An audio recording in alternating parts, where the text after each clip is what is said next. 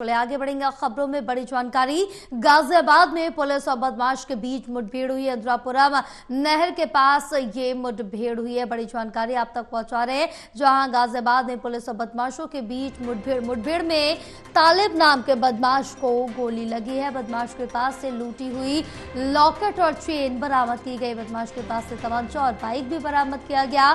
घायल बदमाश को अस्पताल में भर्ती कराया गया। तो बड़ी जानकारी, जहां गाजियाबाद में पुलिस और बदमाशों के बीच मुठभेड़ हुई है। इंद्रापुरम नहर के पास पुलिस की मुठभेड़ में तालिब नाम के बदमाश को गोली लगी। बदमाश के पास से लूटी हुई लॉकेट और चेन बरामद किया गया।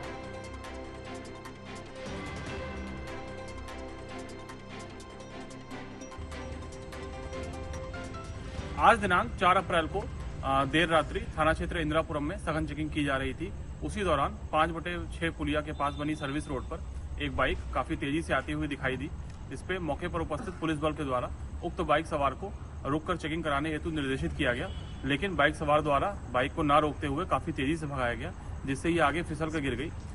उक्त बाइक सवार द्वारा उठकर भागते हुए उपस्थित पुलिस टीम पर जान से मारने की नीयत से फायरिंग कर दी गई, जिसमें उपस्थित पुलिस बल के द्वारा भी आत्मरक्षार्थ जवाबी फायरिंग की गई, जिसमें इस बाइक सवार के पैर में गोली लगी है। उक्त बदमाश ने पूछताछ में अपना नाम तालिब पुत्र अशरफ बताया है तथा इसके कब्जे से एक अवैध तमंचा, चोरी की एक बाइक तथा एक पीली धातु की चेन मै लॉकेट बरामद की गई है। पीली धातु की यह चेन जो मै लॉकेट बरामद हुई है, ये थाना इंद्रापुरम पर ही दर्ज एक छिनैती के अभियोग से संबंधित है, जिसे इस बदमाश के द्वारा कारित करना बताया गया है। इस अपराधी के ऊपर पूर्व में 1 दर्जन से अधिक चोरी, स्नैचिंग और लूट के मुकदमे पंजीकृत हैं। इस पूरे प्रकरण में पूछताछ तथा साक्ष्यों के आधार पर अग्रिम वैधानिक कार्रवाई और ज्यादा जानकारी लेंगे। हमारे साथ हमारे सहयोगी करणवीर कश्यप जुड़े हुए। करणवीर, क्या कुछ अपडेट मिल पा रहे हैं मामले पर? जया, देखिए, गाजियाबाद के इंद्रापुरम इलाके में देर रात पुलिस और बदमाशों के बीच मुठभेड़ हुई है। तालिब नाम का एक चैन स्नीकर है, उसे गिरफ्तार किया गया है। उसके पैर में गोली लगी है। गाजियाबाद पुलिस का ये दावा है कि ये चैन स्नेचिंग की घटना को अंजाम देता है और लंबे समय से इंद्रापुरम, कौशाम्बी और गाजियाबाद के अलग अलग थानों और दिल्ली से सटे हुए इलाके में इस तरह की वारदात करता है। देर रात वैशाली नहर, इंद्रापुरम नहर के पास जब पुलिस चेकिंग कर रही थी, तभी इसका मुकाबला जो है पुलिस के साथ होता है। पुलिस इस जवाबी कार्रवाई में इसके पैर में गोली लगती है। इसे अस्पताल में भर्ती कराया है। फिलहाल पूछताछ में ये बात सामने आई है कि ये अलग अलग जगह पर गैंग बना करके बाइक से चैन स्नेचिंग की वारदातों को अंजाम देता है। इस पर पहले भी कई मुकदमे दर्ज है। गाजियाबाद पुलिस ने इससे लूटी हुई चैन और लॉकेट बरामद किया है, साथ ही तमंचा भी बरामद हुआ है।